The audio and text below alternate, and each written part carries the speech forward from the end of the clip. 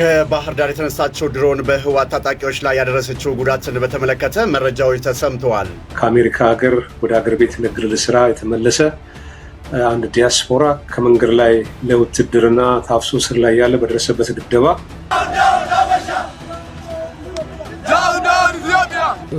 የተቃውሞ ሰልፎች እየሄዱ ነው።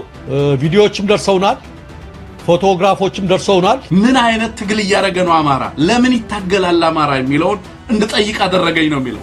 አዲስ አበባ ላይ ያሉት ይህን ዶክመንተሪ የሚሰሩ ሰዎች ግን ካድሬውን ሰብስበው ትእዛዝ ሰጥተዋል። እያንዳንዱ ካድሬ 5 ሰው የማምጣት ግዴታ ነው የተጣለበት። በተለይ በኦሮሚያና በደቡብ ክልል እንደዚሁ በርካታ ወጣቶች ተይዘው ታስረዋል። በአዲስ አበባ እና በሌሎች የሀገሪቱ አካባቢዎችም በበለስ ከተማ የበርካቶችን ሕይወት የቀጠፈው ግጭት ምንድነው? ዛሬ ከማለዳ ጀምሮ በቤኒሻንጉል ጉሙዝ ክልል በለስ ከተማ ግጭት ተቀስቅሶ እንደነበር ነው መረጃው የሚያመለክተው። ሰላም ጤና ይስጥልኝ። እንዴት አደራችሁ? እንዴት ዋላችሁ? እንዴት አመሻችሁ? አምላከ አበው ቅዱስ እግዚአብሔር ስሙ ዛሬም ዘወትርም የተመሰገነና የተወደሰ ይሁን።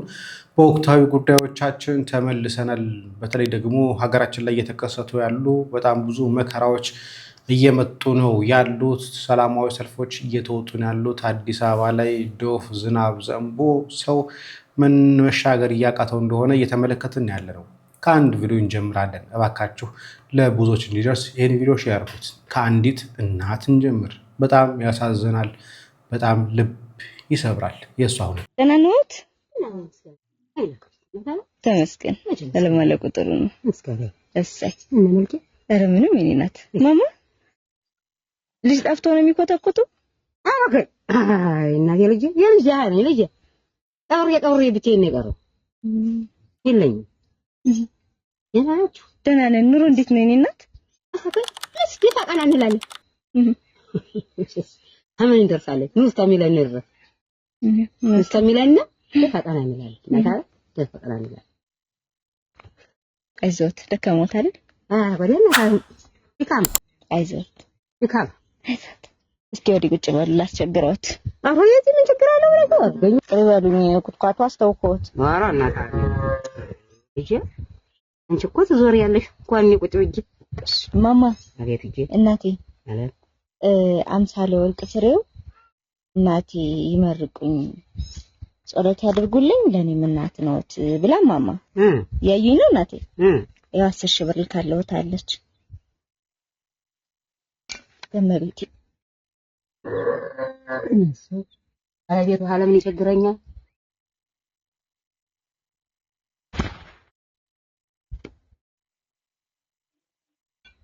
መመርቃኔ ግማሹ ለደብር ነው።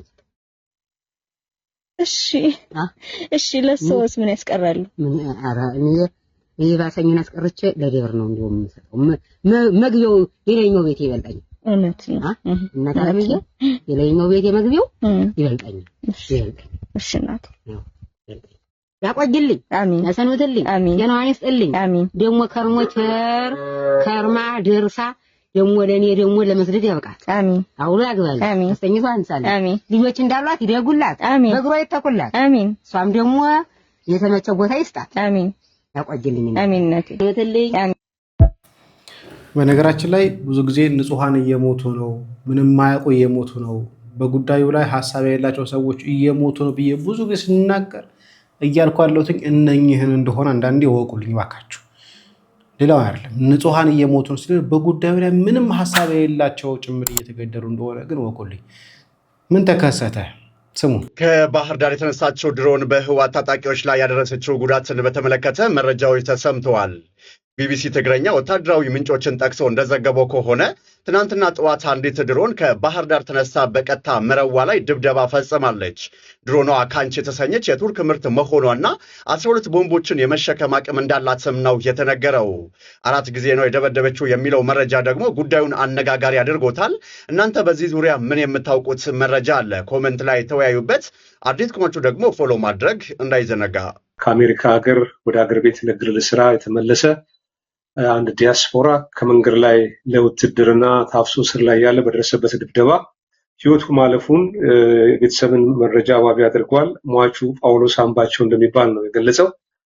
በአዲስ አበባና በዙሪያው የሚገኙ አካባቢዎች ወጣቶችን ከመንገድ ላይ ያለ ፍላጎታቸው ለውትድርና ማፈስ የታሰሩትን ደግሞ በድብደባ ማሰቃየትና ጉቦ እየተቀበሉ ከፍተኛ ገንዘብ መደራደሪያ እየተቀበሉ አንዳንዶቹ የሚለቀቁበት ሁኔታ አለ።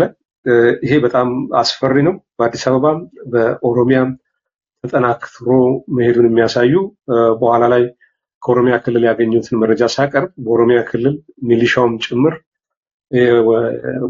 በግዳጅ ወታደራዊ እንቅስቃሴውን በመቃወም ከአካባቢው ለቆ እየሄደ ነው። አንዳንድ ድሃ ልጅ ደግሞ ታፍሰው የደረሱበት የማይታወቅበት ሁኔታ አለ። እንግዲህ በጣም አጠቃላይ የሀገሪቷ ሁኔታ አስጨናቂ ነው። በነገራችን ላይ ይሄ ትላንትና መሰረት ሚዲያ አጋርቶት ነበረ። አሜሪካዊ ነው ዜግነቱ። ልጁን መንገድ ላይ አግኝተው አፍሰው ወሰዱት። ከዛ በኋላ ደብድበው እንደገደሉት ነው። ለሚሊሻነት ነበር የወሰዱት የነበረው። ምክንያት ግን ወደ ድብደባ ተሻግሮ ከድብደባው በኋላ ደግሞ ገድለው ጥለውት እንግዲህ ቤተሰብ አግኝቶ ስርዓተ ቀብሩ እንደተፈጸመለት ነው የሰማን ያለ ነው። ሀገራችን ላይ እንዲህ ይሆናል ማለት መንገድ ላይ ያገኝሃል፣ ያፍሳል። ማፈሱ አልሳካለት ካለው ደግሞ እዛው ደብድቦ ይገልሃል። እየሆነ ያለው ነገር ይሄ። በበለስ ከተማ የበርካቶችን ሕይወት የቀጠፈው ግጭት ምንድን ነው? ዛሬ ከማለዳ ጀምሮ በቤኒሻንጉል ጉሙዝ ክልል በለስ ከተማ ግጭት ተቀስቅሶ እንደነበር ነው መረጃው የሚያመለክተው። በደረሰ መረጃ መሰረት መናኸሪያ አካባቢ በተጠመደ ፈንጅ በርካቶች ሕይወታቸውን እንዳጡ ተጠቁሟል። በከተማዋ ከ12 ሰዓት ጀምሮ ድባቄ ከተባለ አካባቢ በተነሳ ግጭት በርካታ የከተማ ቦታዎች ላይ ተኩስ ሲሰማ እንደነበርና የከተማዋ እንቅስቃሴም ተስተጓጉሎ እንደነበር ነው መረጃው የሚያመለክተው።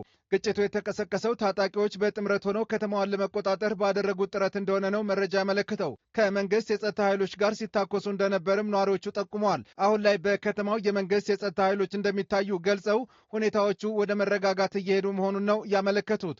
የሟቾች ቁጥር ስንት ደረሰ የሚለው ግን እስካሁን ድረስ በዝርዝር የታወቀ መረጃ የለም። ለሟች ቤተሰቦች መጽናናትን እመኛለሁ። ቀጣይ የሚቀርቡትን መረጃዎች ለማግኘት አዲስ ከሆናችሁ ፎሎ ማድረጋችሁ እንዳትረሱ። አመሰግናለሁ።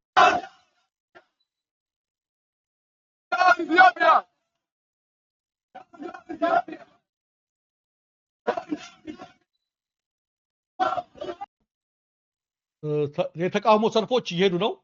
ቪዲዮዎችም ደርሰውናል፣ ፎቶግራፎችም ደርሰውናል። በተለይ በኦሮሚያ ሰሞኑን አብይ ተጨንቋል። ወደዛ ለመመሸግ ነው ወደ ብሔሩ ለመግባት የሞከረው። በባሌ፣ በሮቤ፣ በጅማ፣ በነቀምት፣ በሰበታና በሌሎች ከተሞች በርካታ ዩኒቨርሲቲ ተማሪዎች ከአስተዳደራዊ ጥያቄና ተያይዘው ሰልፍ እየወጡ ያሉበት ሁኔታ ላይ ነው። ትናንትናና ዛሬ በተለይ በብዙ ቦታ ተቀጣጥሏል።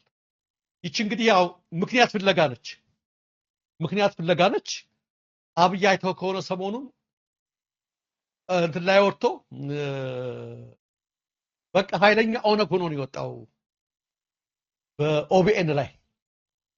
ኦሮሞ ከኢትዮጵያ ይበልጣል፣ አክሱም የኛ ነው፣ ኤርትራ የኛ ነው ምናምን የሚል የፖለቲካ የሆነ ፕሮቮክ የሚያደርጉ ዝም ብሎ ይሄን ጥያቄ መመለስ ስላልቻለ ማለት ነው። አያችሁ ስላጣበቀው እንደ ሳንዱች ህዝቡም ከታች ተቃውሞ ስለበዛበት የሌለ ነገር ሄዶ አሁን እንደርስበታለን ሁሉ ለምክክር ኮሚሽን ሁሉ መልእክት ማስተላለፉን ደርሰንበታል። የሌለ በቃ ፊንፊኔ አንተ ነው እገሌ አንተ ነው እንደዚህ አንተ ነው የሚል ነገር ላይ ተጠምዷል ሰሞኑን። ምክንያቱም ወደ ስልጣን ያመጣውን ኃይል ካዳ አብይ። ያን ኃይል ክዶ ጦርነት አወጀበት። ከማናቸውም ጋር ሳይሆን ተንሳክፎ ነው የቀረው።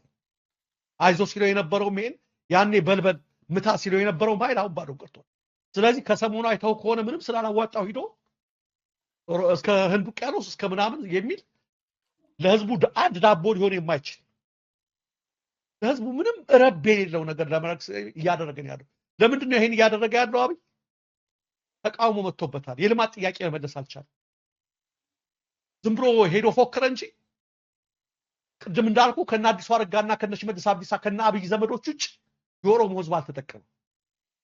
የተጠቀመው ካድሬውና የነሱ ዘመድ ነው የተጠቀመው። የኦሮሞ ህዝብ ብዙ ሚሊዮን ነው፣ አገር የሚያህል ህዝብ ነው።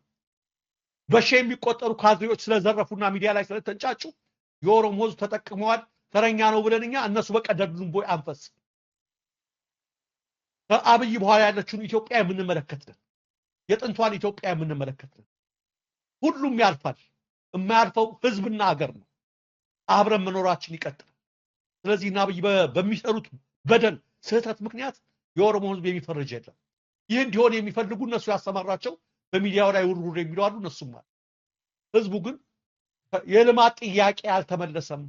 ነፃነት ራበኝ፣ ልጆቼ በግዳጅ እየታፈሱ እየተገደሉ ነው፣ ቅድም አይተዋል። እያባረረ ነው ሚሊሻ ጋር ህዝብ ወላጆች ሚሊሻ ጋር እየተፋጠጡ ነው፣ እየተደበደብን ነው።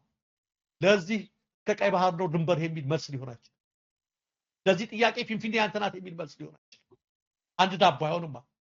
ነገር ግን ይሄን ነገር ለማጦዝ ሰሞኑን እንደርስበታለን። በጣም እየተንትር እያሉ ነው ያሉት። ለምን ዳይቨርት ለማድረግ ነው። የህዝብን ጥያቄ መመለስ አልተቻለማ። ስለዚህ ይሄን ዳይቨርት ለማድረግ ሌላ ነገር እየቆሰቆሱ ነው ያሉት።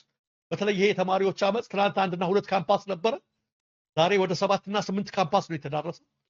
ተባብሶ ሊቀጥል ይችላል የሚል ነገር አለ። አጣብቂኝ ውስጥ ገብተዋል አብይ አህመድ። እንደዚህ ቢቀጥለው ምን ያህል ለውጥ ሊመጣ እንደሚችል አስቡት። በተለያየ ቦታ የተቃውሞ ቢኖር እኛ ዩኒቨርሲቲ ተማሪ እያለን በተለያየ ቦታ ላይ በተለያየ ዩኒቨርሲቲዎች ላይ ሰላማዊ ተቃውሞ እንጂ ጸብ በጣም ተማሪዎችን በጣም ይጎዳል። ምንም የማያውቁ የዋሃን ተማሪዎች በእኛን ጊዜ በጣም ብዙ ሞተዋል። የምናስታውሰው ከ2007 ከ2006 ጀምሮ ማለት ነው። 2005 እኛ ዩኒቨርሲቲ የገባ ነው። ስለዚህ መጥፎ ነው ይሄ ጠብ ያለው ወይ ደግሞ ተማሪዎችን ታርጌት አድርጎ የሚነሱ ጠቦች ከባድ ናቸው። ነገር ግን የሰላማዊ ተቃውሞ ማሰማት ያለውን ችግር ማሳየት፣ የረሃብ ችግሩን ማሳየት፣ የኢኮኖሚ ውድቀቱን ማሳየት በጣም ከሁሉም ቦታ ላይ በአንድ ድምፅ ሆኖ መነሳት ያለበት ነው። ሁሉም ቦታ ላይ ካድሬ እንደሚጮኸው አይደለም፣ ተደራድሮ እየኖረ እንዳልሆነ የምንረዳው ነገር ነው። እስቲ አዲስ አበባና ሌሎች ቦታዎች ላይ እየዘነበ ያለውን ዝናብ ደግሞ እንመለከታለን። በዛሬው ዕለት እንግዲህ ድንጋይ የሚያክል በረዶ ጥሏል። ዛሬ በአማራ ክልል ምስራቅ ጎጃም ዞን ደብረ ማርቆስ ከተማ የጣለው በረዶ ነዋሪዎችን አስደንግጧል። በከተማው የሚኖሩ ቤተሰቦችም እንግዲህ ለእናት መረጃ ይህንን ምስልም ልከዋል። ይሄ ባሽ ላይ በተለያየ ቦታ በረዶ የተከሰተ ያለው ይሄ አዲስ አበባ ነው።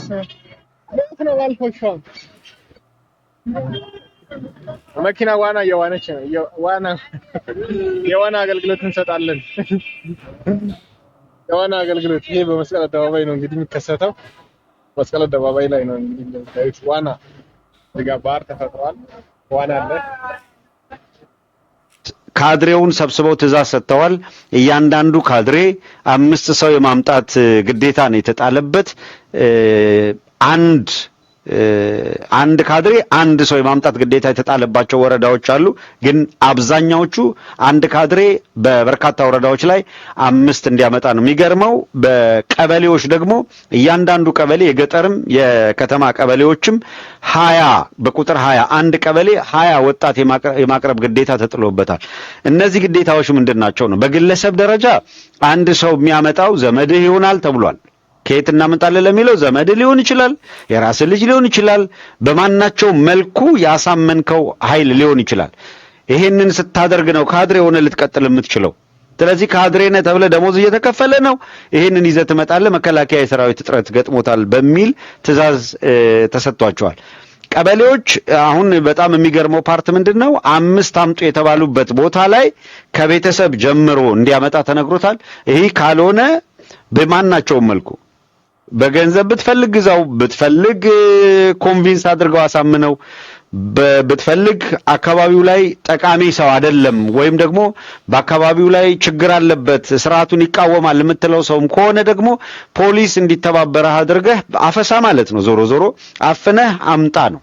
ልክ በደርግ ጊዜ ለታችኛው መዋቅር በነጭ ሽብር ምክንያት የነጭ ሽብር አራማጆች በየቦታው ላይ የቀበሌው ሊቀመንበር ወይ ምክትሉን ወይ እዛ ያለ የፖለቲካ ዘርፍ ኃላፊን ወይ ካፌ ቁጭ ብሎ የሬስቶራንት ሊሆን ይችላል ወይ ከሆነ ቦታ ላይ ሊሆን ይችላል ጧ አድርገውት ይሄዳሉ። ነጭ ሽብር የተጀመረው በዛ መንገድ ነው።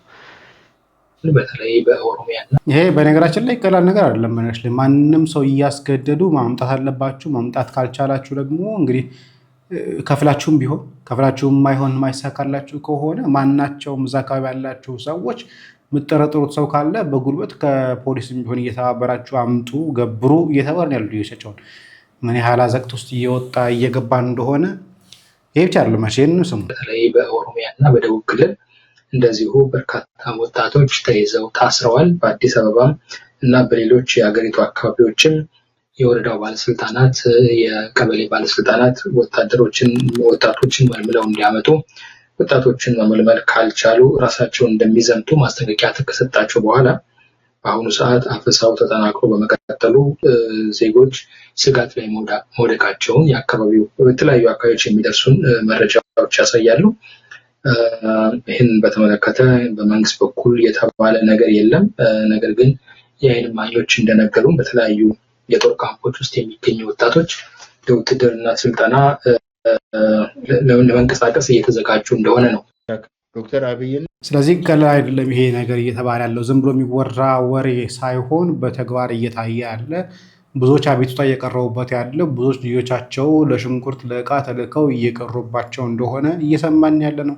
ስለዚህ ልጆቻችሁን የምትልኩ በምሽት የምትልኩ እንደዚህ አይነት ቦታ ላይ ጥንቃቄ ማድረግ ያለን ብዬ ይመስለኛል። እንደዛ ባይሆን እሱ ባይሳካላቸው ቤት ለቤት አንኳኩተው እንደሚመጡ አውቃለሁ። ምንም ጥርጥር የለም። ዶክተር አብይና ኦነግ ምንም ልዩነት የላቸውም። ፍንፍኔ የኦሮሚያ ብቻ ናት፣ የኦሮሞ ብቻ ናት። ፍንፍኔን ወደ ቀድሞ ስሟ መመለስ መብታችን ነው።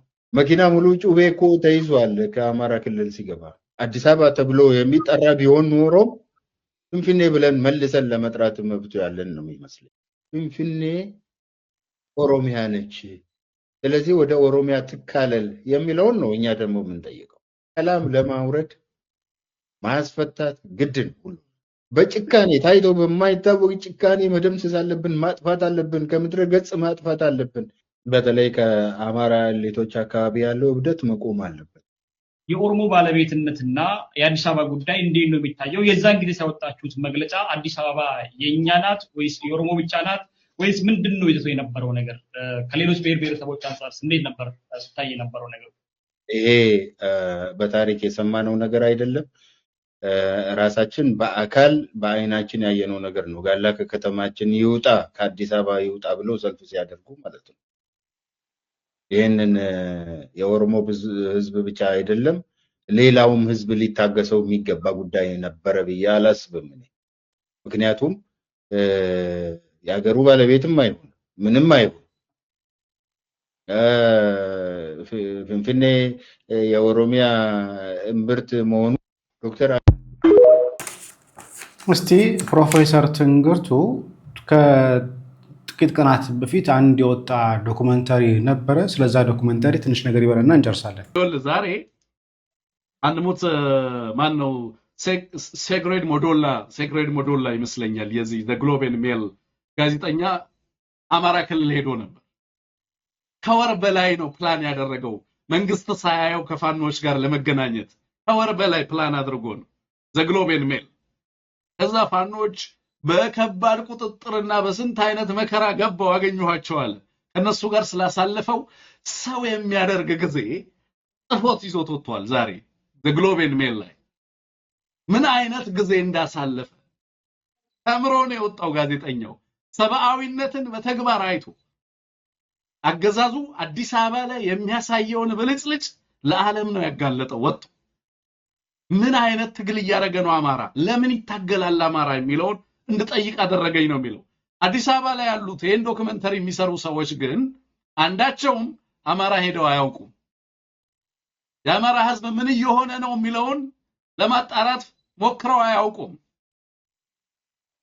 ትግራይ ሄደው አያውቁም። የትግራይ ህዝብ እንዴት እየኖረ ነው የሚለውን ለማየት ፍቃደኛ አይደሉም። ወለጋ ኦሮሞ እንዴት እየኖረ ነው የሚለውን ለማወቅ ፍቃደኛ አይደሉም። እነዚህ ጋዜጠኞች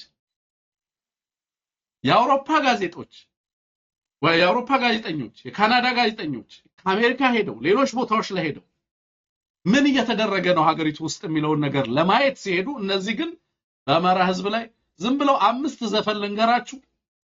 ብልጽግና ከመጣ ባለፉት 1 ዓመታት ብቻ እነታደለ ገመቹ የዘፈኑትን ዘፈን እያንዳንዱን ዘፈን ልንገራችሁ፣ ፍረጃዎቹን ትርጉሙን ልንገራችሁ።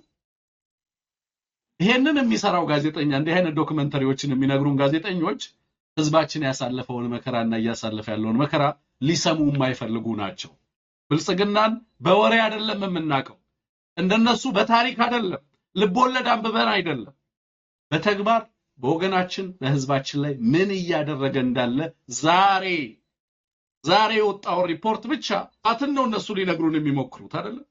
ዛሬ የዓለም ጋዜጠኞች ዘ ግሎብ ኤንድ ሜል አብይ ምን እያደረገ ነው አማራን የሚለውን ነገር እንዴት ይዘውት እንደወጡ ትንሽ እንደው ብታቀርብልን ደስ ይለኛል። መልካም። እኔ በፎቶግራፍ የወጣውን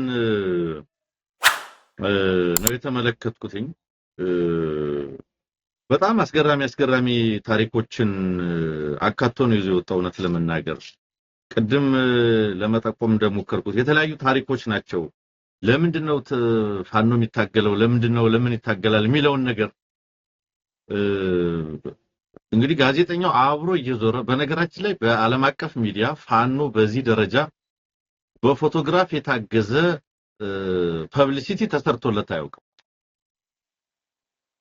ይሄ እንደ መግቢያ የተቀመጠው ነው። ነገር ግን በጣም በስፋት በእያንዳንዱ ስቶሪ ላይ ግለሰቦችን ታሪካቸውን የጻፈላቸውን ሳይቀር ለምሳሌ ቅድም ያልኩትን ገለጠ በለጠን በተመለከተ የ45 ዓመት ሰው እንዴት ወደ ትግል እንደገባ አፋብንን እንዴት እንደተቀላቀለ በነገራችን ላይ አማራ ፋኖ ናሽናል ሙቭመንት ብሎ ነው እየገለጸ ያለው። በኢንሰርጀንት በሚባል ካቴጎሪ እኛ ኢንሰርጀንት ነው ብለን አናስብም። ከዛ መንግስት መሆኑን ነው የምናውቀው ፋኖ በዚህ ደረጃ ዓለም አቀፍ እውቅና ፐብሊሲቲ የተሰጠው እንዳንድ ፖለቲካል ፎርሚደብል የምትለው አይነት የፖለቲካል ፎርስ ተደርጎ ሲተዋወቅ አይቻላውቅም። ሜይንስትሪም ሚዲያ ይሸሻዋል። በፎቶግራፍ እየታገዘ ታሪኮች እየወጡ ለምን ትግል ገባህ እየተባለ የኢንዲቪጁዋል ስቶሪስ በጣም ሴንሲቲቭ የሆኑ የግለሰብ ታሪኮች እንደበለጠ አይነት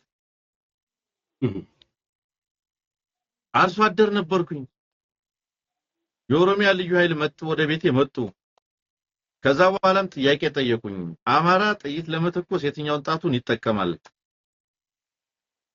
ምላሽ ሲመልስ ያችን የግራ ጠቋሚ ጣትን ቆረጡት ይላል ከዛ በኋላ ይሰው የፋኖ ነው ይሄ ዓለም አቀፍ ሚዲያ ይወጣ አማራ ለምን እንደሚታገል በግልጽ የተቀመጠ ታሪክ ነው እንደዚህ ያሉ ማለቅ የሌላቸው ታሪኮች አሉ አብይ አህመድ ምን እያደረገ ነው ኢትዮጵያ መስቀለኛ መንገድ ላይ ነች ብሎ ነው ታሪኩ የሚጀምረው ኢትዮጵያ መስቀለኛ መንገድ ላይ ቆማለች ታሪኩ የሚጀምረው ኢትዮጵያ መስቀለኛ መንገድ ላይ ቆማለች በመላው ኦሮሚያ በመላው አማራ በመላው ኢትዮጵያ አራገዛስ ትግል መነሳቱን ይጠቁማል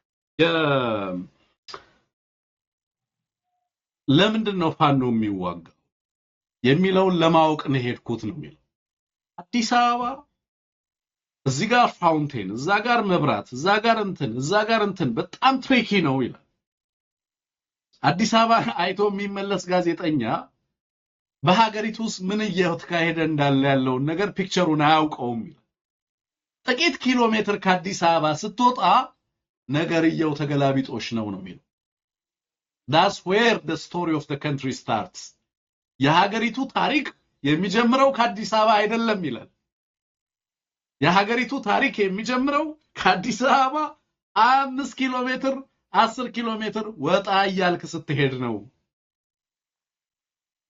ዲሰፕቲቭ ነው አዲስ አበባ ኮንፊውዝ እና ኮንቪንስ ነች አዲስ አበባ ሞዴሏ ነች ማሳያ ነች የአብይ አህመድ ላብራቶሪ ነች ፖተምኪን የፖተምኪን ፓርቲ ላብራቶሪ ነች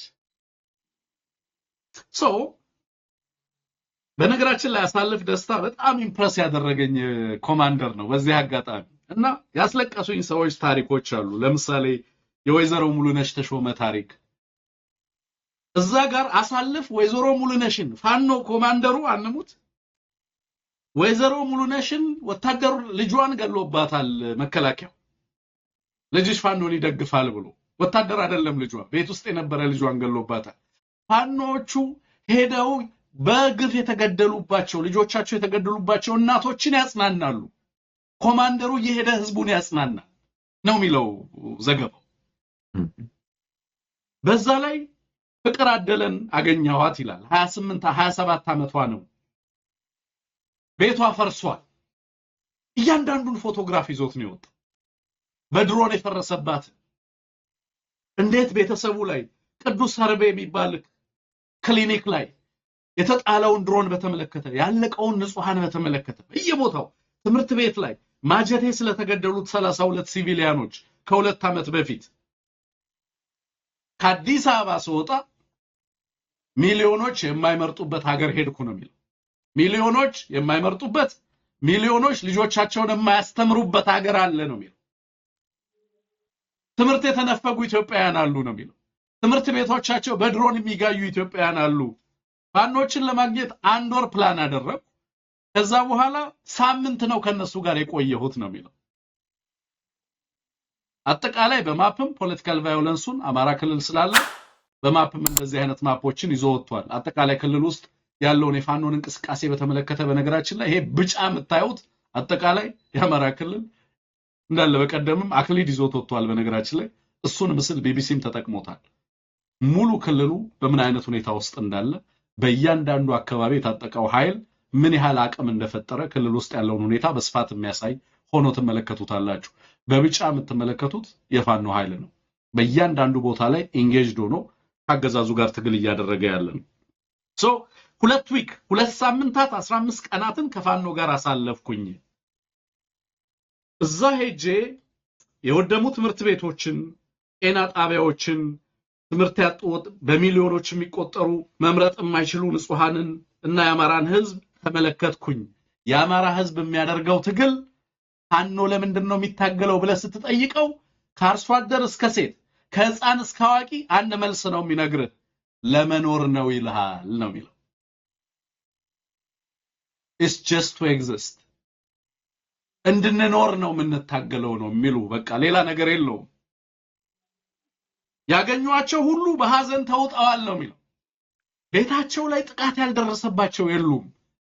ግፍን ሰምተው ሳይሆን ያልኖሩ የሉም ነው የሚለው። የወደሙ ትምህርት ቤቶችን፣ ጤና ጣቢያዎችን አምኖት ሹር እነዚህን ፎቶግራፎች አክኖሌጅ አድርገን መጠቀም እንደምንችል አላውቅም። ቴክኒሻናችን ይበቃናል። ተመልካቾቻችን ልታነቡ ትችላላችሁ። ምክንያቱም ፔድ ኦል ስለሆነ እነዚህን ፎቶግራፎችም ዝም ብለን ማሳየት ለምናልባት ላይ ፈቀድልን ስለሚችል ማለት ነው። ከዛ ውስጥ በጣም ቀደም አንሙት ያልካቸውን አይነት ልብ አንጀት የሚበሉ በጣም በርካታ ታሪኮች አሉ። የተደፈሩ እህቶች ታሪክ አለ። ልጆቻቸው የተገደሉ እናቶች ታሪክ አለ። ፋኖቹ የተሸከሙትንም በርደን ያሳያል። መታገል ብቻ አይደለም፣ ህብረተሰቡን በማጽናናት ስነ ልቦናውን መልሶ በመጠገር ረገድ ህዝቡ ለምሳሌ ትምህርት የተነፈጉትን በዛፎች ስርም ትምህርት እንዲሰጥ ለማድረግ ሕክምና ያጣውን በተለየ መንገድ ራሱ በሚያሰለጥናቸውና በሚያስተምራቸው ሐኪሞች እዛው ማህበረሰቡ ሕክምና እንዲያገኝ ለማድረግ ጥረት እንደሚደረግ ሁሉ መንግስት አባንደን ያደረገውን አካባቢ ሰብስበው ህብረተሰቡ አርሶ አደሩ መልካም አስተዳደር እንዲያገኝ የፍትህ ስርዓት አገልግሎት እንዲያገኝ ጥረት እንደሚደረግ በየአካባቢው የፋኖን ሰብአዊነት የፋኖን ዓላማ የትግሉን ዓላማ የህዝቡና በፋኖ መካከል ያለውን መስተጋብር ሲያነሳ ደግሞ እዛ ጋር አርሶ አደሮችን ያነሳል። ፋኖች ወዳሉበት አካባቢ ሄደው እንዴት ህዝቡ ፋኖችን እያወደሰ ቅኔ እንደሚቀኝ ሙዚቃን እንደሚዘፍን በየዕለት ተግባሩ ማህበረሰቡ ስለ ፋኖች አውርቶ እንደማይጠግብ በየአካባቢው ለኛ ህይወታቸውን ሊሰጡን የወጡት የሚሉ እናቶችን ወንድሞችን አባቶችን እንደሚያገኝ በዛ አካባቢ ላይ ጋዜጠኛው በስፋት ዘገባዎችን ሰርቷል። በርካታ ፎቶግራፎችን ይዞ ነው የወጣው። በርካታ ታሪኮችን በዚህ ውስጥ ለመዘገብ ጥረት አድርጓል። የብዙ እናቶችን የብዙ እህቶችን አሳዛኝ ታሪኮች በየከተማው ስለደረሰው ትራጀዲ በስፋት የዘገበበት ነው አንሙት። አንደኛ በፋኖና በማህበረሰቡ መካከል ስላለው መስተጋብር፣ ስለ ፋኖ ሰብአዊነት፣ ፋኖ የሚታገልበትን ዓላማ ያለውንና የፈጠረውን አቅም በተመለከተ ምን አይነት ጉልበት ፈጥሯል? ምንድነው ዓላማው? እርስ በርሱ ወጥ ድርጅት ነው ወይስ ከዚህ በፊት ፍራግመንትድ ነው እየተባለ ነበር አይደለ? ዘገባ የሚሰራው ፋኖ በየአካባቢው ፍራግመንትድ ነው፣ በየአካባቢው የጎበዝ አለቃዎች አሉ፣ በተቋም አይመራም፣ በድርጅት አይመራም፣ የእነንትና ፋኖ የሚባል አለ፣ የነገሌ ፋኖ የሚባል አለ፣ ለዚህ ዓላማ ነው የሚታገለው ይባላል። ሃይማኖታዊ ፋክተሮችም እንደዚሁ ለፕሮፓጋንዳ አገዛዙ የሚጠቀምባቸውን ነገሮች ሁሉ አጥንቷል። የሚታገለው ለሆነ ሃይማኖት ቡድን ወይንም ለሆነ ዓላማ ሳይሆን በትክክል የሚታገልለትንም ዓላማ በስፋት ይዞት የወጣ ነው። አንሙት በጣም አሳዛኝ ታሪኮችም ጭምር የተያዙበት ግን ደግሞ አልቲሜትሊ የአማራ ህዝብ ለምን ይታገላል የሚለውን ነገር ለማሳየት ጥረት ተደርጓል። ናው ለምን ዴይሊ ሜል ወይንም ዘግሎቤን ሜል ይዞት ወጣ ነው ጥያቄ። አሁን ምን አይነት ታይም ላይ ነው የምንገኘው? አሁን ያለንበት ወቅት ምን አይነት ጊዜ ነው? አሁን ክሪቲካሊ አማራው ማወቅ ያለበት እሱን አሁን የገባንበት ምዕራፍ የፖስት አብይ የኃይል አሰላለፍ የሚሰላበት ምዕራፍ ላይ ደርሰናል። የአብይን ስርዓት መጣል አይደለም። ከዛ አልፎ ማሰብ የሚጠይቅበት ምዕራፍ ላይ ተደርሷል። በነገራችን ላይ በቀጠናው ላይ በአገሪቱ ውስጥም ያለውን የኃይል አሰላለፍ ለምን ስትመለከተው አላይመንቶቹ አላያንሶቹ ምናምን አብይና አብይን ስርዓት በተመለከተ አይደለም። አብይዝ ደን እንግዲህ ከዚህ በኋላ ያለውን ሙሉን ገብታችሁ እዩት። የሰውን ሙሉ ኮንቴንት መውሰድ ያን ያህል ተገቢ ነው ብዬ አላስብም።